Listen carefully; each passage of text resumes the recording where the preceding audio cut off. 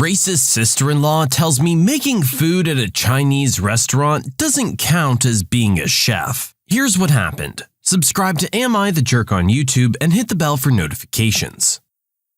For context, I've been married to my wife for around 10 years, and we're a mixed-race couple. I'm Asian and she's Caucasian. I've gotten along with her family, my mother-in-law, brother-in-law, and sister-in-law, but I always felt like her father-in-law and other sister-in-law, Sarah, never liked me. I'm a professionally trained chef with 15 plus years of experience, and I work at a high-end Chinese restaurant, a spin-off of a popular one in Beijing, in a large US city. My crew and I have won several awards, and I've been explicitly told I'll be the next executive chef. Sarah is also a professionally trained chef, and works at a popular upscale French restaurant in the city. She constantly brags about it and, no joke, compares herself out loud to Ramsay and Bourdain. Whenever I'm at my mother-in-law and father-in-law's house and helping out in the kitchen, Sarah is always criticizing everything I do. Whether it's chopping, braising, marinating, whatever. She always butts in with comments like, I think you should actually do X like this. I've been patient for my wife and sidestepping these comments, saying things like, thanks, but I think I'll stick to the way I do it. Things came to a head 2 weeks ago when my wife, father-in-law, mother-in-law, and I were in her parents' kitchen prepping for dinner for my mother-in-law's birthday. We were running a bit behind, so things were heated, which I kind of like because it reminded me of work. And that's when Sarah walked in. She took one look at what I was doing, scoffed, and said something like, oh, wow, okay, so that's not the right way of doing things. It hit a nerve, and I pretty sternly told her to stop criticizing my cooking, and that I'm also a chef like her. She laughed and said, making Kung Pao chicken at some Chinese restaurant doesn't count. The kitchen went silent. Father-in-law snorted/chuckled, and my mother-in-law yelled, Sarah, what's wrong with you? I stopped what I was doing, swore at her, and called her a racist piece of crap. Apologized to my mother-in-law for not being able to stay, and left for home with my wife. Apparently, this caused a massive fight after we left, with my mother-in-law, brother-in-law, and other sister-in-law taking my side, and my father-in-law and Sarah saying it was a joke, but kind of true, and that I was being too sensitive. The extended family somehow got wind of this, and now everyone's arguing and taking sides, with my wife even getting texts from some of her cousins apologizing for Sarah's behavior. Despite being on my side, my wife is begging me to apologize so that the fighting will stop. But I refuse, because screw Sarah and her blatant racism. Am I the jerk? Edit. My wife has also informed me that now Sarah may be in trouble at work, and she's blaming me for it. Apparently, one of her coworkers heard her rant about what had happened and reported it to management. Sarah's mostly blaming me, but my wife is also partly blaming me. Edit 2/update. So it looks like one of my wife's cousins found this post and put it on Sarah's Facebook wall, going, this is you, right? Her Facebook friends are starting to comment with things like, if this is you, Sarah, then I'm disappointed. I think Sarah's still at work. Crap might be hitting the fan soon, and now my wife is ticked too.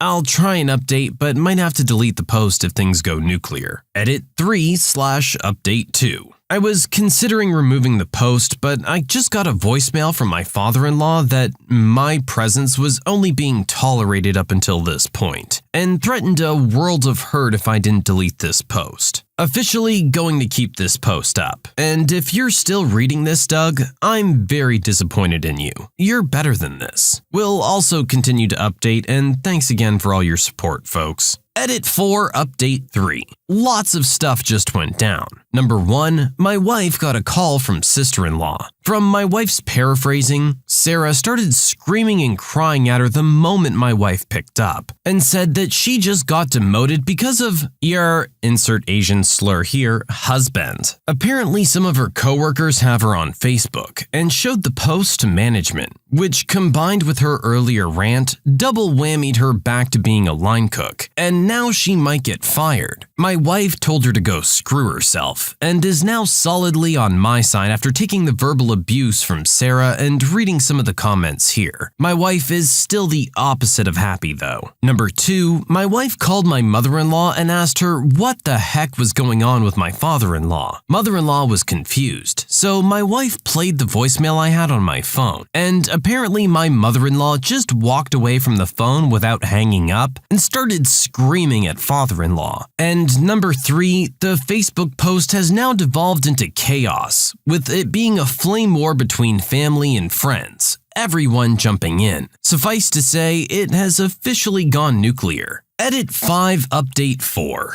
It's been kinda nuts this past week. My wife and I had to turn off social media for a bit because of the crap storm caused by her cousin putting my last post on Sarah's Facebook page. Some people even tried to call the restaurant I work at to get me fired as retribution. But luckily everyone there is 100% on my side. Or as my boss put it, screw Sarah, screw those racists. Screw them so much. I guess it didn't help them that half the calls involved threats, screaming, and more racial slurs. We didn't hear any updates from her family, even though we assumed the crap hit the fan after mother-in-law found out about father-in-law's threatening voicemail. Still disappointed in you, Doug. But that changed on Sunday night, when mother-in-law suddenly showed up at our door with overnight bags. After we took a moment to help unpack and calm down, she spilled the beans on everything. First, my father-in-law, aka Doug. Apparently, my father-in-law and mother-in-law were already having trouble in their marriage, and it was only made worse with a certain 2016 presidential election. She's a Dem, and he'd apparently gone more far-right since then. Seems that a line was crossed with the Kung Pao incident in his voicemail. When he refused to apologize for anything, typical Doug, she asked for a divorce, and he went berserk. She didn't feel safe there, so that's when she came over. Other brother-in-law and sister-in-law live out of town. Next, there was the extended family, aka the Great Facebook War of 2021. You may have been able to tell already, but the extended family was largely arguing, fighting, and divided along political lines for a few years now. And my cousin's Facebook post was likely just the light to set off the powder keg. According to my mother-in-law, the fallout has allegedly already led to some breakups, excommunication of some family members, and even an argument that ended with police involvement. I haven't verified this myself, though. And as for Sarah, my sister-in-law, according to my mother-in-law, Sarah came over to her place on Friday. The writing was on the wall, and she was basically forced to quit. Despite her trying to start from scratch as a line cook, the entire staff turned against her. She was essentially getting the cold shoulder. She's a great chef. I will admit this is true, but they took no chances since it turns out, I kid you not, they're partly owned by a Chinese investment company. I found this hard to believe and didn't want to add this detail, but it turned out to be true after some research. Word also got around in the local industry, and Sarah's essentially blacklisted from high-end establishments. She's now considering selling her home and moving to find work. As much as I don't like her and found her behavior horrifying, I didn't intend for this to happen, so I've reached out to some buds in other states to see if they had any openings. Whether or not she wants to take it is up to her. And no, she has not apologized for anything either, but I still want to be a decent person to her. It sure as heck doesn't feel like a happy ending. Perhaps bittersweet justice, but that's all I can give you.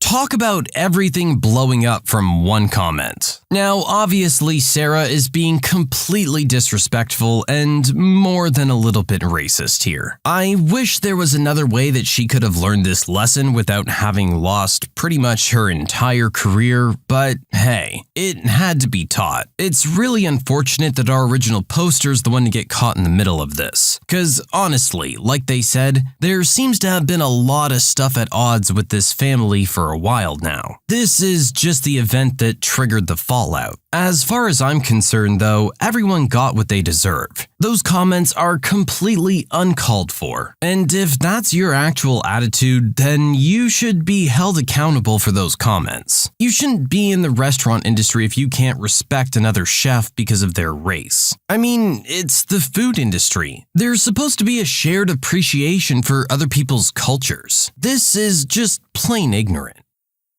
You can submit your own stories to be featured here on the channel. The story submission link is in the description below. Or if you want to listen to some vibey music in the background, check out easymode, also linked below. And don't forget to subscribe. Karen tries to steal my motorcycle helmet right in front of me. Last Saturday, I rode to my town's street mall. Free motorcycle parking. My bike has a helmet strap lock. It looks like you can just grab my helmet and take off, but you can't. After lunch, I saw a woman trying to get my helmet detached. Kinda crappy, right? Why don't you just cut somebody's seatbelts off next time? Luckily, there was a mall cop nearby. I filled him in and told him I was going to confront her. As casually as I could, I wandered over and started asking her questions. Wow, what year is that? That an 800cc? You don't see too many women riders. The mall cop was standing behind her the whole time. At first she answered, but then she told me to screw off. Hold on, I'm interested in buying your bike. She said, you can't have my bike, screw off. Screw you. This is my bike. Get away from it. She got up all huffy and swearing at me. Well, a real policeman ended up approaching us, and she turned to leave and ran into the mall cop. He grabbed her arm. We filled the real cop in as she tried to wriggle out. The mall cop had been filming on his phone and showed the real officer. She was taken to the station and immediately released, but still got an $800 charge for attempted robbery and a court date.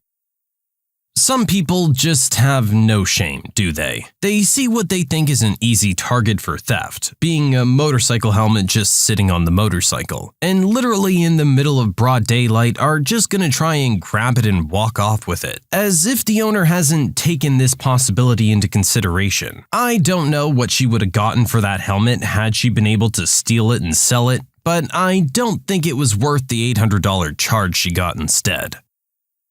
I told my husband that he needs to have his therapy sessions elsewhere. Me, 34-year-old female, and my husband, 33-year-old male, live in a 2-bedroom apartment. He recently started attending online therapy. Reasons? No reason in particular. No losing a family member, no recent traumas or accidents. He just says he feels too overwhelmed with work. He works a demanding job, but I won't mention it because I don't want him to be judged for it. He wanted to let off some steam and attend therapy. I 100% encouraged him and said go for it. However, these therapy sessions have been happening for a period of 3 months, and he'd have 2 sessions in just 1 day. He says he found another therapist, which is illogical to me. But anyways, he'd stay in the bedroom for hours on end, preventing me from coming in. I'm talking 3 to 4 hours a day. And whenever I did walk into the bedroom, which was only twice, the laptop gets slammed shut and my husband would just stare at me confused. I pointed out how rude it was to do this to his therapist, and he aggressively replied that what's really rude is the way I barge in while he's trying to have his therapy session. He told me if I walk in one more time, he'll take matters into his own hands. Yesterday I had an emergency and had to get inside the bedroom to get my pad pack, which I keep in my closet. I kept knocking but he didn't answer, so I walk in quietly, but he immediately shuts his laptop and looks enraged, then says, "Oh, so we doing this? Okay." Then he gets off his chair and starts lashing out, saying, "I'm struggling here, and you don't even pretend to give a crap anymore. It's called privacy, and you should respect that. Now get out." I get out and he locks the door. I was fuming at this point, but managed to get my pad before he kicked me out. Out of respect, I waited till his session was over, and started arguing with him about how utterly bad it was of him to lock me out of the room that's supposed to be a shared space between us. He said he had to lock me out because of my barging and snooping eavesdropping and continuous disrespect of his privacy. I straight up said that he needed to start having his therapy sessions somewhere else, since it's not okay for him to keep the bedroom busy for 4 hours. That's just too much. He said I could go in and take whatever I need before he locks the door, but I won't take all my stuff out. That's not logical to me. I told him he could take his laptop and literally go anywhere else, whether in the apartment, coffee shop, car, or even the parking lot. He shamed me and said that this is his apartment too, and that I was being negative and disrespectful instead of supportive and understanding of his situation. We've been arguing about it for hours till now. Now I'm leaving this to you. Am I wrong for asking him that?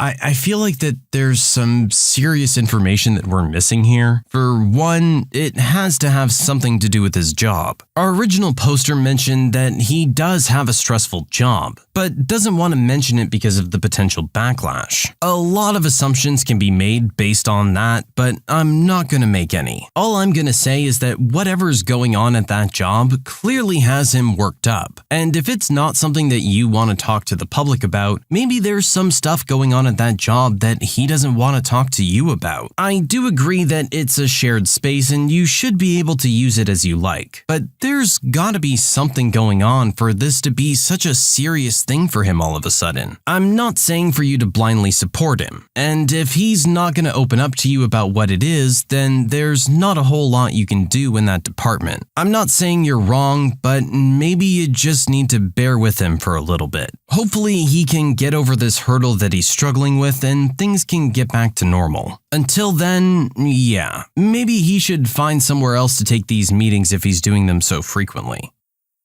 My sisters had an agreement that they would each wash half the dishes, so that's exactly what they did. I have 3 older sisters, and the middle one, Pat, passed away a few years ago. I was thinking about her this weekend and remembered a story. When we were kids, we had chores that we had to do around the house. The oldest 2, Judy and Pat, had to do the dinner dishes. This was back when dishwashers were a luxury item most families couldn't even dream of. Judy, being the oldest, would try to manipulate things so that she would get off light. Generally, this meant Pat would have to wash and rinse while Judy would dry and put away. The washing, and particularly scrubbing of pre-Teflon pots and pans, was a real task. And finally, Pat complained enough that Mom and Dad stepped in and said the work needed to be equally divided. If one washed and rinsed one night, the other would the next night. Well, Judy didn't like that, so she offered an alternative. Each of them would wash, dry, and put away half of the dishes. That was deemed acceptable. So the first night, Judy went first, doing barely enough to qualify as half, and leaving all the heavy scrubbing to Pat. The next night, Pat went first, and the malicious compliance began.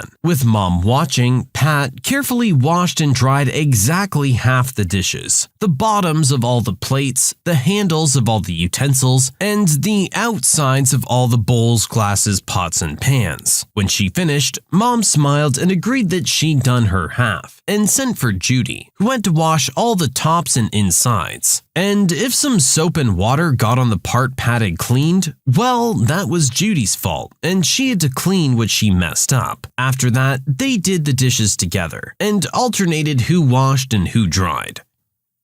I think all siblings have some kind of fun story like this from when they were kids. That time you got one over on them and outsmarted them. It's always a nice, fun memory to look back on. There's no real jerks in this story. I mean, you were kids. You're both gonna try and pull crap so you don't have to do your share of the work. I don't even really blame Judy here. She just didn't want to have to do dishes and saw an opportunity to try and pawn it off on her kid sister. Typical kid stuff. No one got hurt and there were no long-term hard feelings. Now it's just a happy memory. Cable company demands I return their equipment to them even though it was in a fire. In the summer of 2007, I was working in New York City and living in an apartment across the river in Weehawken. One morning, I got a call while I was at work. My apartment was on fire. The fire started on the floor above mine, and my floor and most of my belongings were heavily damaged. A few days later, I called the cable company to cancel service, and they demanded that we return their equipment. I was like, my apartment had a fire. That equipment is toast. They insisted that they would keep billing me until I provided proof that the equipment had perished. So I showed up at the local office with the remnants of the equipment, which still reeked of smoke, and dumped it all out on the counter. They agreed to cancel my service. This one, while it might sound stupid on the surface, I do kind of understand a little more. I'm sure that's probably a scam people try and pull. Say that they lost it or it was destroyed or something like that. And then they hang on to it and take it to some guy who unlocks it or something. I don't know, but I'm sure there's something they could do with it, if not just turn around and resell it to someone else. I mean, you can say that you lost it in a fire or that it was damaged or whatever, but they do need some kind of confirmation of that. That is equipment that you've signed a contract agreeing that you're just renting and do not own. It still belongs to them. If you say it's destroyed, then they're gonna need some confirmation of that. When you subscribe, make sure to hit the bell to turn on notifications. Put the playlist on in the background to finish listening to all the stories. Or if you want to listen to some vibey music in the background, check out easymode. If you like Am I the Jerk, give Am I the Genius a shot. Everything linked in the description.